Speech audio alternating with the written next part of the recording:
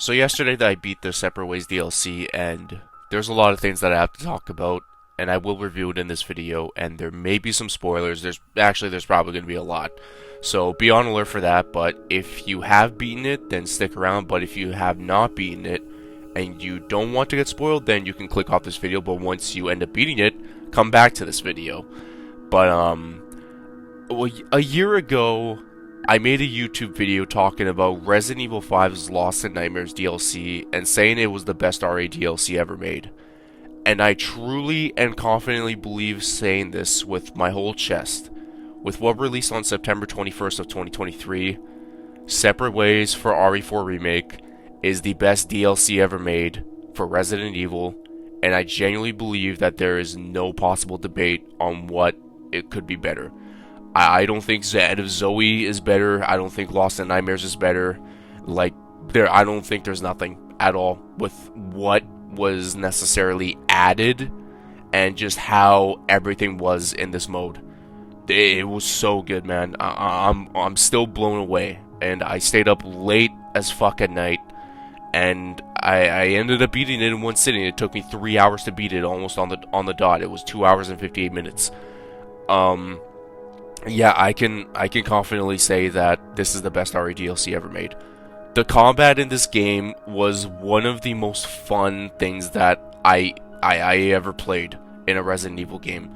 The grappling hook being a part of the combat, whether if you needed to end up meleeing somebody, taking the shield away, because I think a lot of shield enemies were in this DLC, and, you know, using the grappling hook on certain spots to avoid enemies, or ended up out of, like, somehow roundhouse kicking someone while ending your grappling hook while jumping up. It was just so good, and there were so many expansions about this Separate Ways DLC, and there's something that I do have to talk about here, is that I know there's a lot of people that gave a lot of flack about RE4 Remake having a few certain areas not in the main story of the game.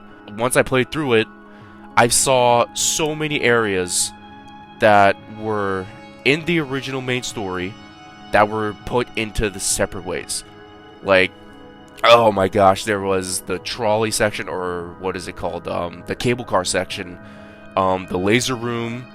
I think there was another room that I'm trying to remember and I'm trying to process. There is, you know, in the original game, you're in the Novistador cave, and after you get those lights to beam on that gate, there's those things that fall down on you and could kill you in instant death.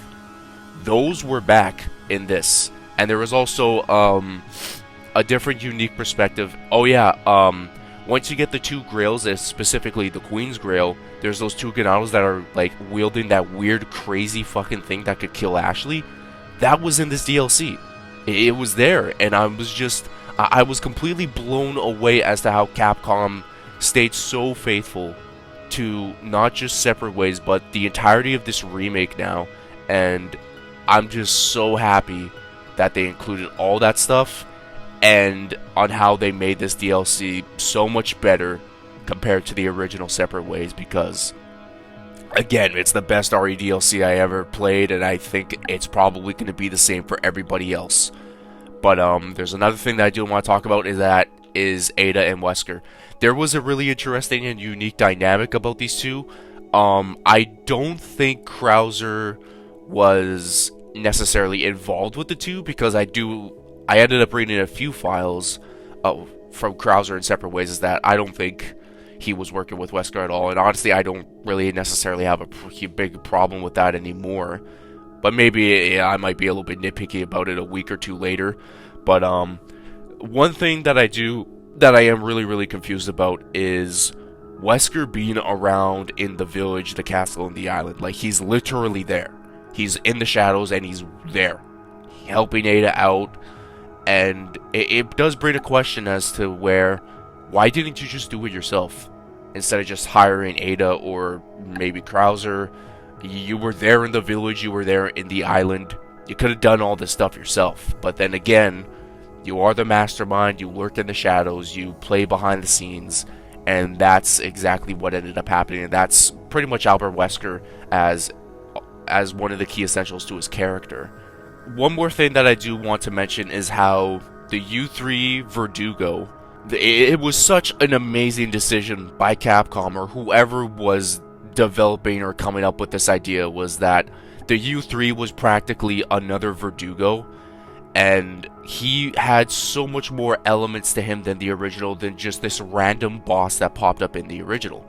Now, I could say the boss fight in the original was better, that's what I personally think, but I think from a characterization point, a unique design point, of him being the second Verdugo, and there was a sense of uniqueness about him.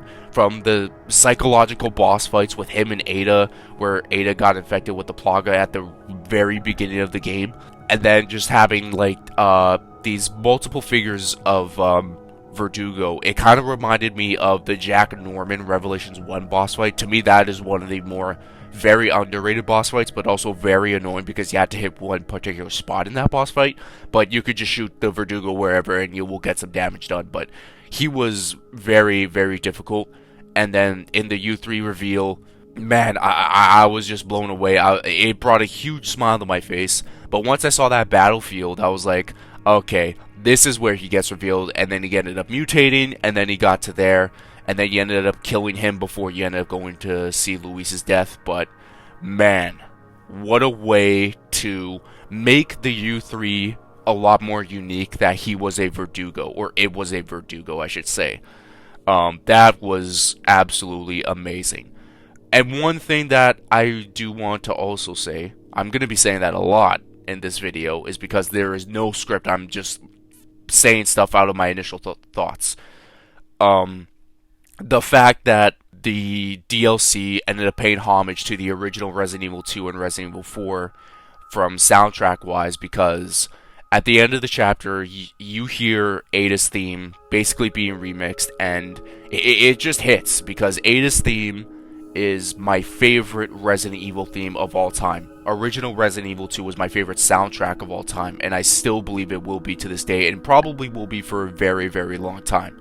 And going through the castle and the island, you hear the original Separate Ways soundtrack, you hear the original Resident Evil 4 soundtrack, and it's mixed up so well to the point where it's like, whoever was the music composer for this DLC, please just do it more with other Resident Evil remakes, whether if it's Resident Evil 5, Resident Evil 1, Resident Evil Code Veronica, I don't even care, man. Just come back so you can do more soundtracks for RE remakes, because what you did with Separate Ways was fucking amazing. In particular, as to why I'm saying that my jaw was on the floor when it came to OG RE2 soundtrack, was that most of it was Ada's theme, but this one definitely hit for me because I am an Aeon shipper, of course, and it's been a big essential as to why I've been a Resident Evil fan and how I got back into the series, was that when they ended up killing Sadler, I heard the theme One More Kiss happen.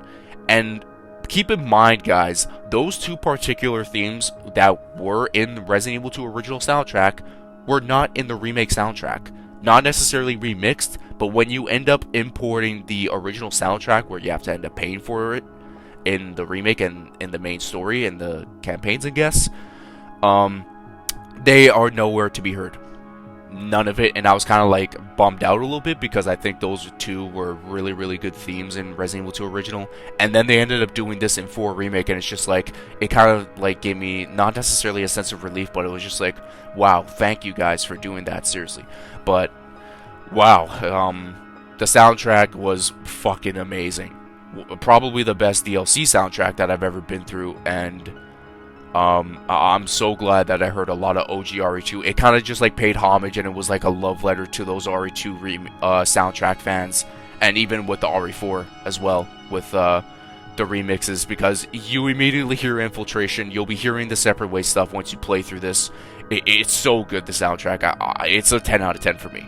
The weapon expansions from the Punisher, Red 9, the original bolt-action sniper rifle, it's so good. It keeps original Separate Ways weapons as well. The shotgun is still, in my opinion, a piece of shit, but there are a lot of weapons that I absolutely love. The Blacktail, I ended up keeping that throughout the entirety of my first playthrough, so I didn't explore with the Red 9 and Punisher, because I feel like I played through with a lot of that in the main story. Well, I did that with the Blacktail as well, but whatever. The shotgun was really, really good. I'm trying to think of a few other weapons. The explosive crossbow was really, really good as well. I don't think it was necessarily as good as the original, but then again, it's like, who really cares at this point about comparing stuff with the remake and the original? Because I think now that we should just appreciate both. We should appreciate the original for what it is and how it impacted the series, and how grateful we should be for that. And the exact same thing for RE4 Remake, because I'm blown away, man. And Luis, in my opinion, is probably the best character in RE4 Remake. And I truly do believe that. Him working with Ada, and not knowing that he was actually working for Wesker, but we know that, of course. But realistically, out of his good heart, helping Leon and Ashley to help them and try to at least get the parasites out of their body, and try to make medicine for Ada. It's like, he was one of the most genuine guys and one of the most genuine characters in Resident Evil 4, and probably easily the, I should say, because there's not many genuine people in Resident Evil 4 to begin with. But, yeah, I'm just so glad that he was included into this, and there was a co-op aspect that I wanted with Ada and Luis. It didn't last long, but it was good enough to the point where it's like, I'm glad we got more Luis, because like I said in a previous video, the more Luis Serra, the better. There's no question about that, especially in Resident Evil 4.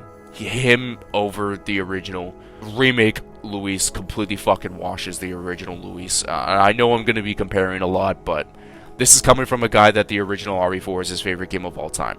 So, I'm just blown away with what I was able to witness with Separate Ways.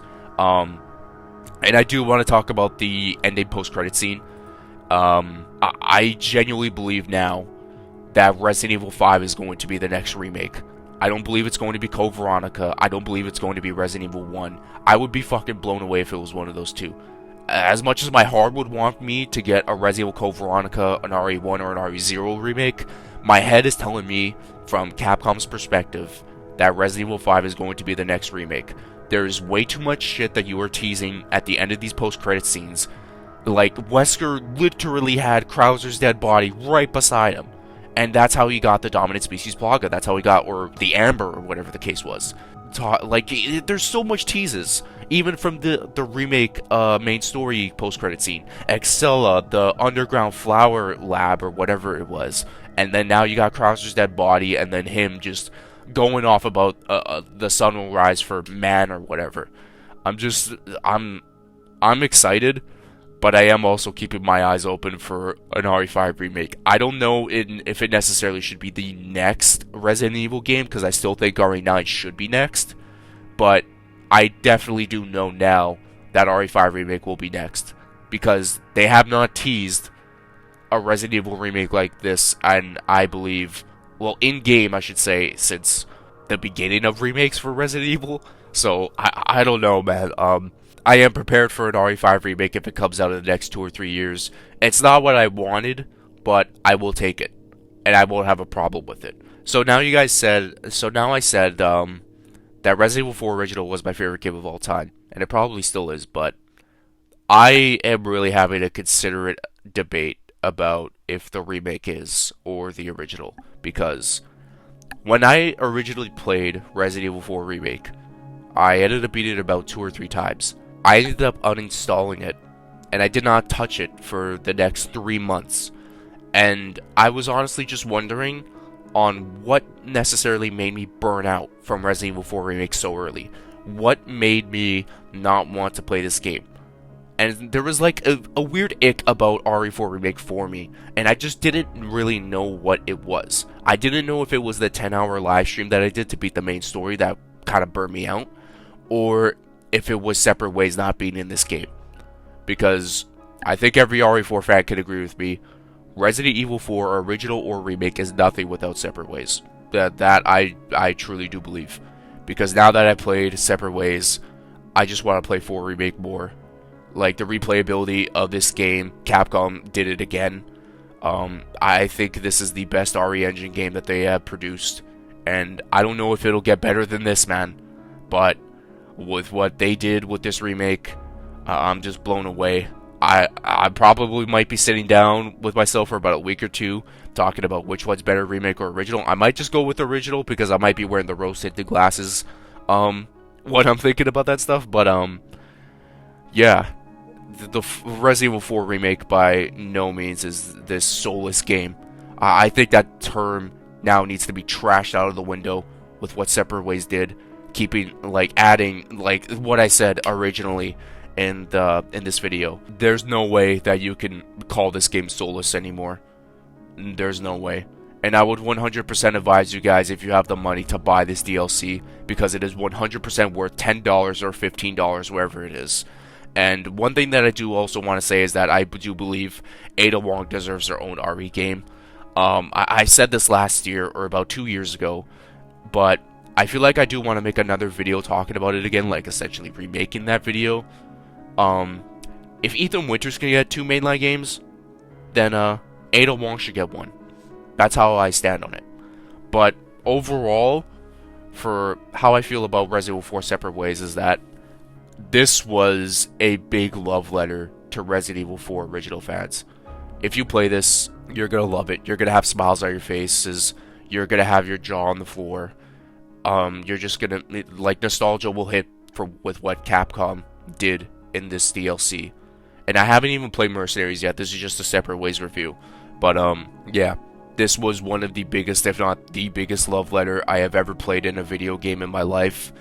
I just feel like I'm happy with what this game did, the DLC in particular.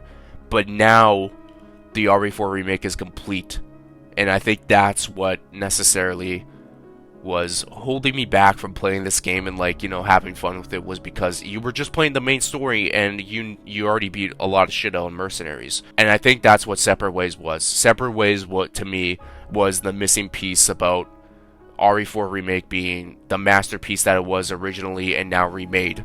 I would 100% advise you guys to buy this DLC, play it.